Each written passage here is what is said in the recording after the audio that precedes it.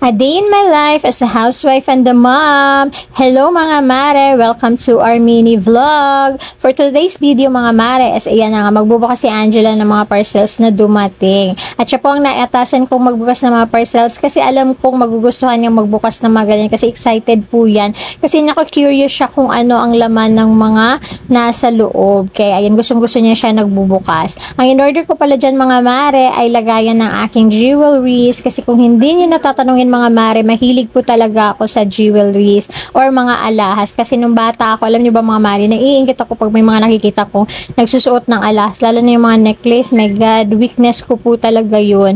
Kaya sabi ko, paglaki ko, gusto ko rin magkaroon ng ganyan someday. At ito na nga mga mare, unti-unti natin tinutupad yung mga pangarap natin ng bata tayo. Simple man yan para sa iba mga mare, pero para sa akin is malaking bagay po yan.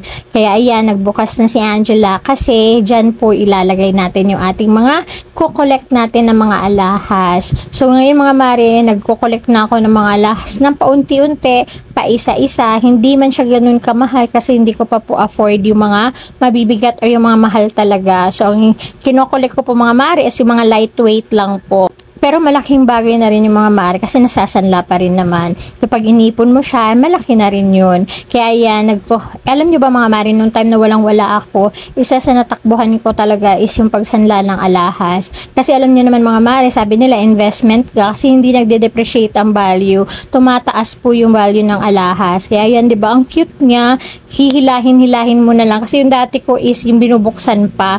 Nahihirapan ako. Kaya ang kinuha ko is yung hihilahin na lang. Ayan o, sa ibabaw, lagay ko yung mga rings ko at mga earrings ko, necklaces ko, tapos yung bracelet ko at sa ilalim is yung mga watch ko. Diba ang cute lang? Aesthetic tingnan. Next is ng kanyang bubuksan is yung sandals naman mga mare na nakuha naman namin sa TikTok. Ayan, ang cute lang niya mga mare kasi alam nyo ba, mahilig kami ni Angela sa mga ang glitters na mga sandals. Diba? So, na-surprise talaga siya kasi nakyutan siya kasi mahilig talaga siya sa mga ganyan, mga shiny ba. Kaya ayan, ang cute. O diba, isa lang ang in-order ko mga mare kasi alam niyo naman kami ni Angela, pwede kami magsalitan ng mga gamit kasi parehas kami ng paa. Ito lang kagandaan mga mare, pag babae din yung anak mo kasi nakakatipid ka kasi kung ano yung pwede mong isuot, pwede mo din ipahiram sa kanya. O diba, nagsishare lang kayo. At kami ni Angela, yun ang ginagawa namin, nagsishare kami ng sandals, bags, jewelries, kahit anong pwede namin ma-share sa isa't isa ni-share namin.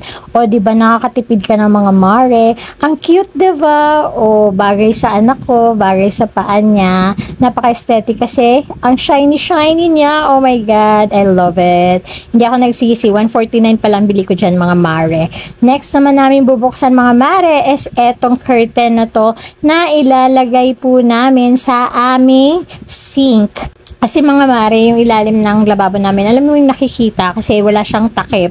So parang ang dumi siya tingnan, kaya sabi ko, lalagyan ko siya ng curtain para medyo malinis naman tingnan yung aming kusina. At ang napili ko palang kulay is yung brown kasi sabi nila aesthetic daw kasi pasok siya sa aesthetic ng white at saka wood. Kaya brown ang kinuha ko. Ang cute lang. Diba? So, thank you guys for watching. See you on our next vlog mga mare. Bye!